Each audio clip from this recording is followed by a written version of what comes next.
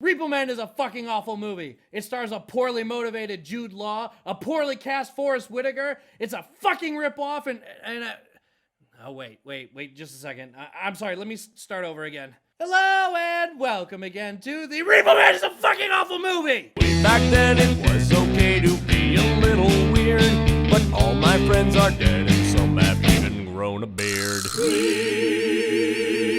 Repo Man.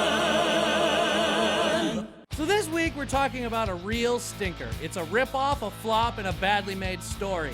Repo Man is a movie about two psycho killers who run into some forced, confusing, and ultimately pointless plot, and ends with a 30-minute dream sequence. Oh, whoops. Spoilers.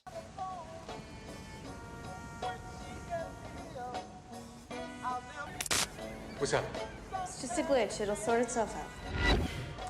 Yeah, no joke. The last 30 minutes of this fucking pile is a dream sequence. It actually ends the exact same way that Brazil ends, only longer and dumber. The story told here is generic as fuck, and everything interesting is lifted from better movies. This movie takes place in a world where people can buy replacement organs. Often they cannot pay for them, and for no good reason, these companies are allowed to reclaim their goods if the patient cannot. Where away your debts? Yeah, see, the first and most obvious ripoff is Repo, the genetic opera. Only Repo was making a statement about consumerism. New body parts were needed to perfect our image. And this is a big dumb action movie.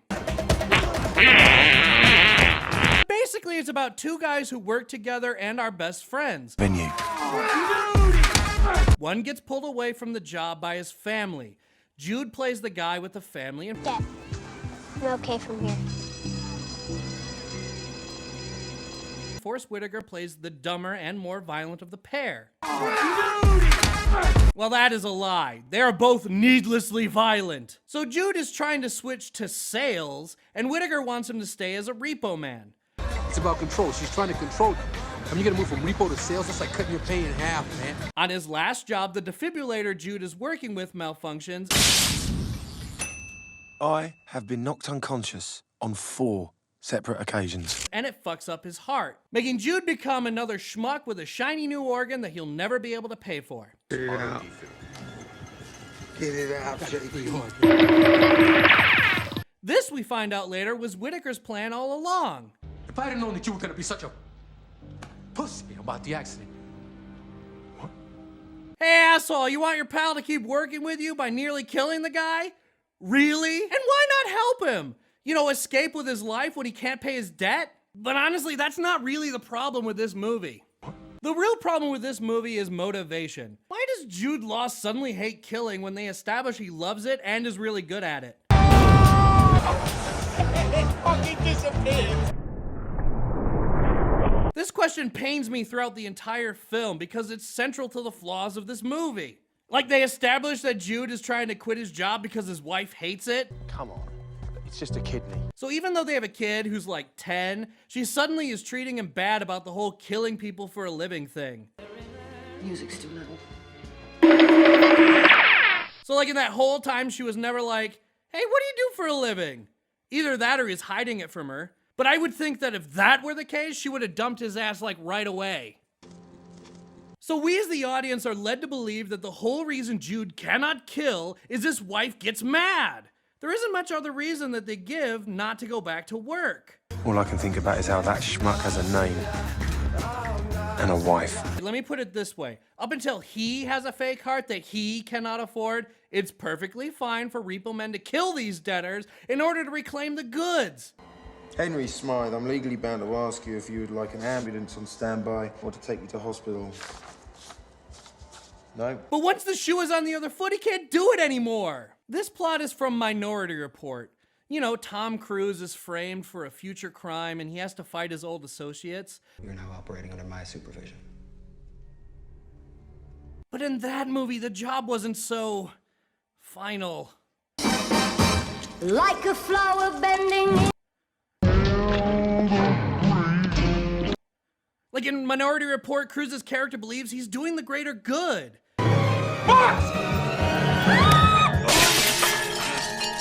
Also, future drugs look fun.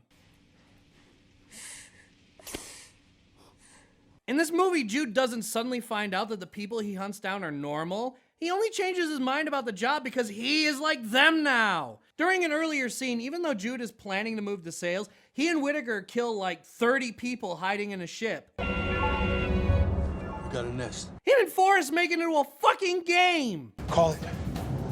10. I'm gonna beat you by 2. He's like giggling each time he makes a kill.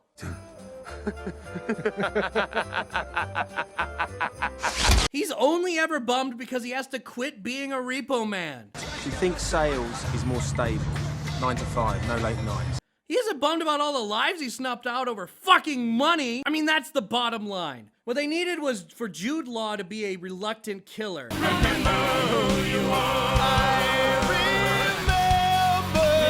the repo man in Repo, Nathan Wallace, played by Anthony Stewart Head or Giles from Buffy. The character of Nathan Wallace is the only sort of organ repo man you can have, the kind who is a reluctant killer. Can we just go home, Shy, and forget this dreadful night? The kind who is reluctant or blackmailed into it. This is why we like Nathan. We understand that he doesn't want to kill, he has to kill.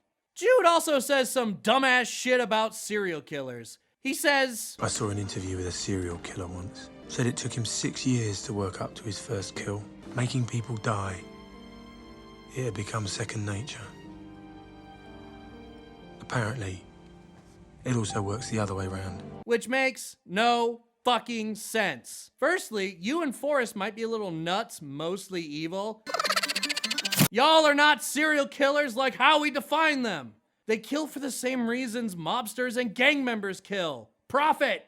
To further prove my point, later in the movie, even though most of this stuff is during the dream sequence, Jude Law kills a lot of guys. Like a lot of guys. Like too many guys that a guy says he's not gonna kill anymore would ever kill. Like one. One is too many for a guy. If a guy says he's not gonna kill anymore, that one is too many. I have to say, I really like some of these establishing shots. They have this real clever look to... Hey, wait a minute. This stuff is from fucking Blade Runner. Okay, let's see the real shots. Oh, god damn it. Oh, really? In the future, they're gonna install volume knobs on people? iPhones don't even have volume knobs. Also during this scene, they have this repo guy after Jude. The couple run upstairs to try to make him fall into a stupid, obvious trap. And it completely fucking works. Well, wait a second. What's it to say that the other repo guy doesn't just shoot him with a stun gun? He's got like wicked range. You're right. Did Jude Law know from footsteps which repo man it was and if they were prone to slowly talking and walking up to their mark without shooting them with a fucking stun bullet? Oh, okay. I guess he saw the guy outside. Maybe he knew the guy wouldn't shoot him right away. You know, like the guy had a grudge on him or something. Equally stupid like that. Also, why doesn't the other repo man shoot him with a fucking stun bullet? I mean, come on. This movie could end right here with this Home Alone fucking logic. This plan doesn't work if the mark has a gun. You know, like a trap door with a guy with a gun doesn't work. I mean, a gun removes the need to walk up to the fucker you're supposed to chop up, right? So one of the dumber moments is the airport scene. The airport. No one gets out to the airport. They get all dressed up, buy plane tickets that are somehow cheap enough for a couple of homeless people to fucking afford. They get all the way past security, only for the chick's leg to bleed everywhere. Two things. How the fuck is that not the most pain ever for that chick? And don't say it's space drugs. Forward. She's walking around all day on that fucking thing and she's fine as shit and then suddenly she has a gimp. Two, why didn't they tie that shit up tighter so she wasn't bleeding everywhere?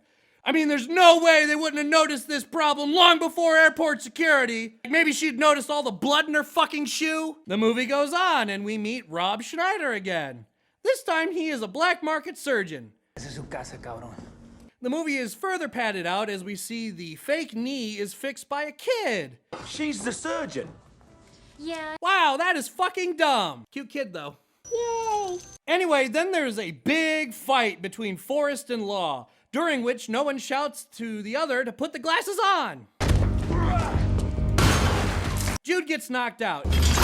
And all of you that were paying attention, like a bunch of dummies, know that Jude only gets knocked out 4 times. Test. So this is the last time he's dead. The rest of the movie is fucking pointless, because it's a goddamn dream! Doesn't matter that Jude kills a bunch of dudes. It doesn't matter that Forrest ends up helping him in the end.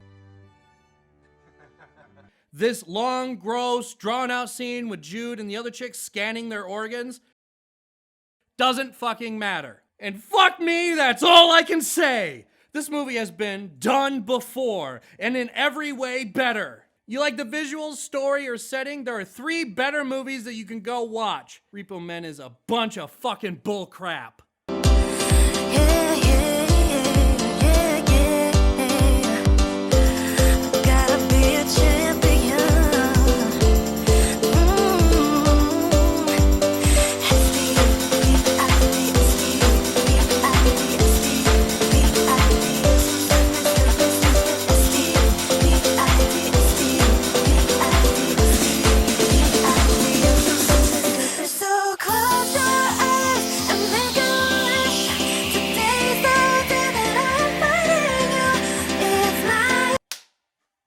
Comedy fucking errors. All dressed up, buy plane tickets that are somehow cheap enough for a couple of fucking homeless people to afford, and get all the way past security only for the check's leg. Yes!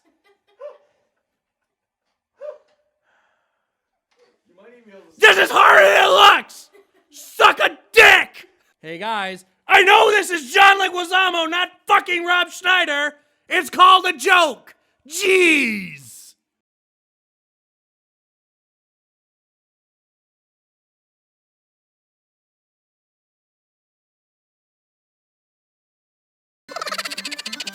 Mo Bobine.